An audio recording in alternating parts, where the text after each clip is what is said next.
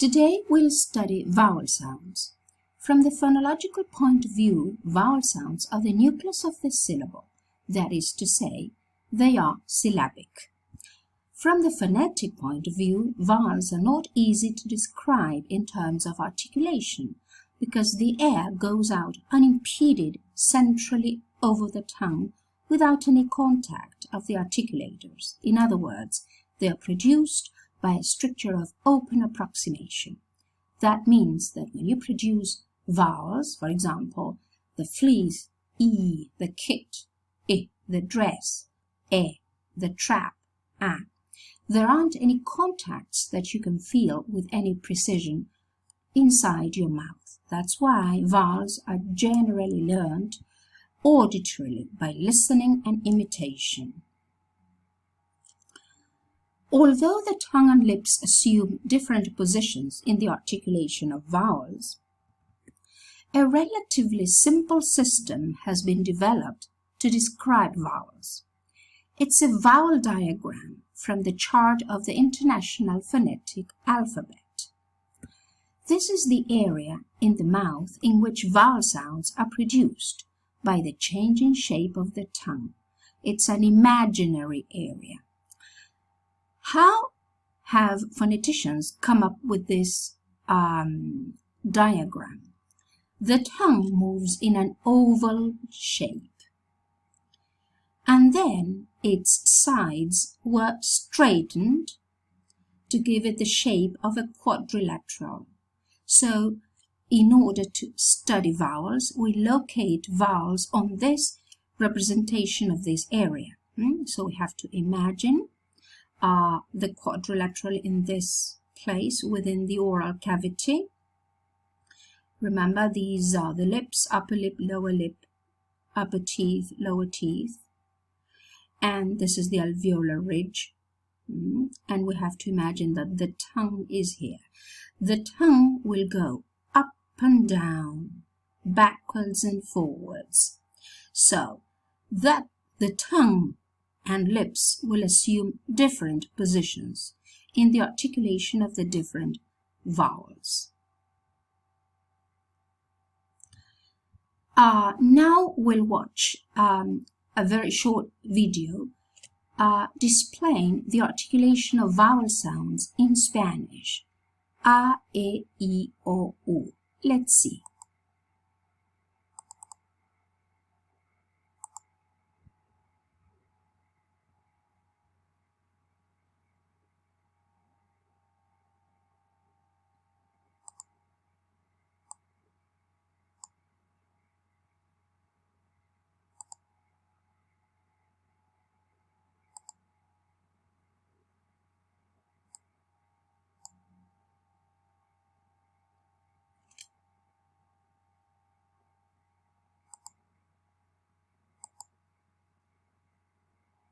E,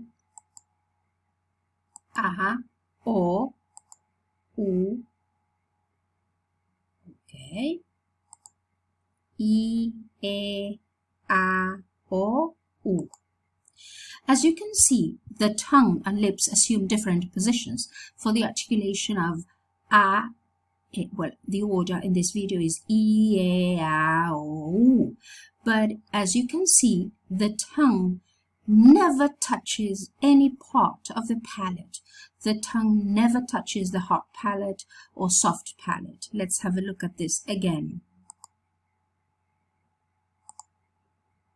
I, E, A, O, U.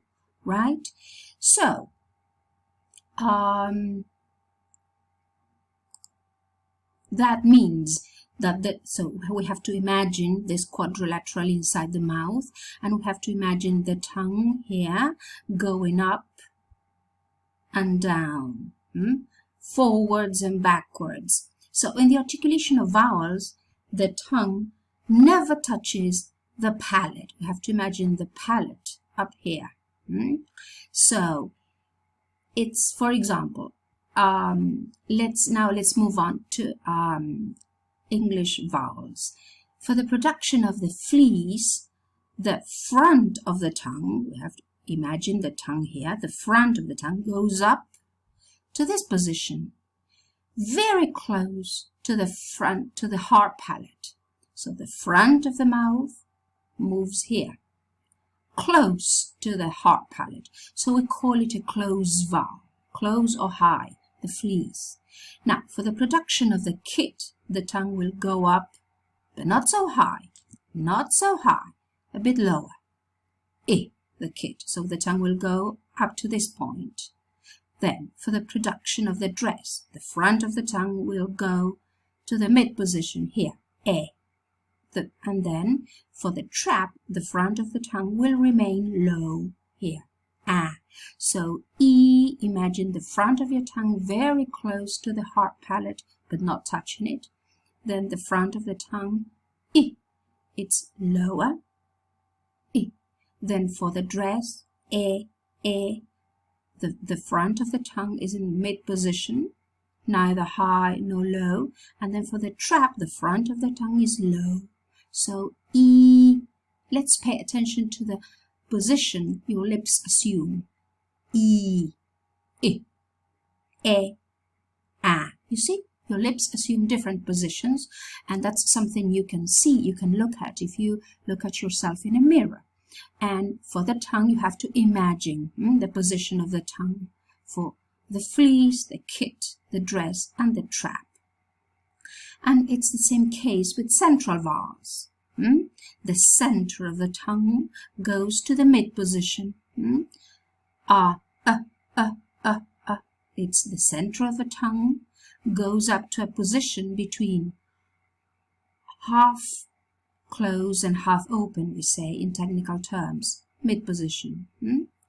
The same for the nose, and then for the strut, Okay, and then for the back vowels, the back of the tongue will go up very high, close to the soft palate here, close but not touching the soft palate. Pay attention to your lips. Okay, then for the foot, let's see, the back of the tongue will go up here. Then for the thought, the back of the tongue will go up to this position. Then for the lot, the back of the tongue won't go high. It's low, you see. The lot. And for the palm, the back of the tongue remains flat. It doesn't go up, and with considerable separation of the jaws. Of all the movable organs in the mouth, the tongue is by far the most flexible, and it's capable of assuming lots of positions in the articulation of vowels and consonants. It's a complex muscular structure, and for descriptive purposes, it's been divided into different sections. Let's review the different parts of the tongue. The very point of the tongue is known as the tip. That part of the tongue which narrows to the tip is the blade. So the blade and the tip.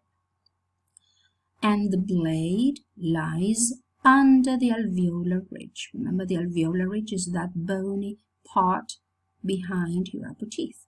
So the blade lies under the alveolar ridge.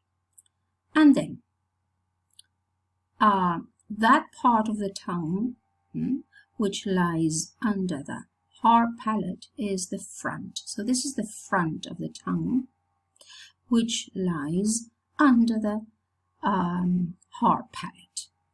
And then the back of the tongue lies under the soft palate or velum. So we speak of the tip of the tongue, again, tip of the tongue, blade and tip, front and back. So we have to remember these parts of the tongue when we describe vowels. Now, to know in what ways vowels differ from each other, we have to pay attention to the tongue, of course. So we have to pay attention to the vertical tongue position or height of the tongue. The horizontal tongue position or part of the tongue raised, and the lip shape.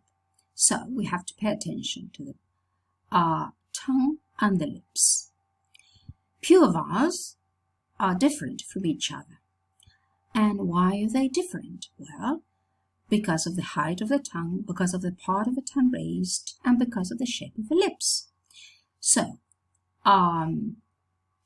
if we raise our tongue to different levels, that's what we refer to as the height of the tongue, or vertical distance between the upper surface of the tongue and the palate.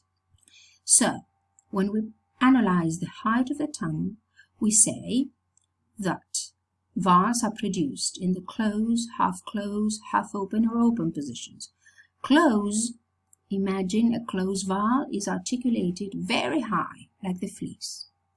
Half closed is not so high, like the kit. Half open is somewhere, not so close, not so open, kind of in the mid position, finally open. Very, very low, not high. And then we have to pay attention to what part of the tongue moves. Does the front of the tongue move? Does the center of the tongue move? Or the back of the tongue? And we have to pay attention to the shape of the lips. Are our lips spread, rounded, or neutral? So, we have to pay attention to the vertical distance between the surface of the tongue and the palate. What part of the tongue is raised, and the shape of the lips. So, the different positions of the tongue as well as the shape of the lips will give us a certain quality for a vowel. Now, when you produce, for example, the fleece, E, you can feel that your tongue is tense. So we are tensing the muscles. Why? Because we need to keep our tongue tense to make the vowel long. Now, when we produce the kit, our tongue is not tense. It's lax because it's short. So, these different movements, this tensing or laxing of the muscles will determine the quantity of the vowel. Long vowels are tense and short vowels are lax. Again, long vowels are tense because we need the tongue to be tense to make the vowel long. When we describe pure vowel sounds, we have to remember that the vocal cords are always vibrating. Pure vowel sounds are voiced. And we have to remember that the soft palate is raised. That means that the sound resonates in the mouth, not in the nose. The vocal cords are vibrating again, and the tip of the tongue lies behind the lower teeth. So, what parts of the tongue are involved in the production of vowels? Only the front, the center, or the back, not the tip of the tongue. The tip of the tongue remains flat behind the lower teeth. And remember the lexical set that Professor Wells came up with. The fleece, the kit, the dress, the trap, the nurse, the schwa, the strut, the palm, the lot, the thought, the foot, and the goose.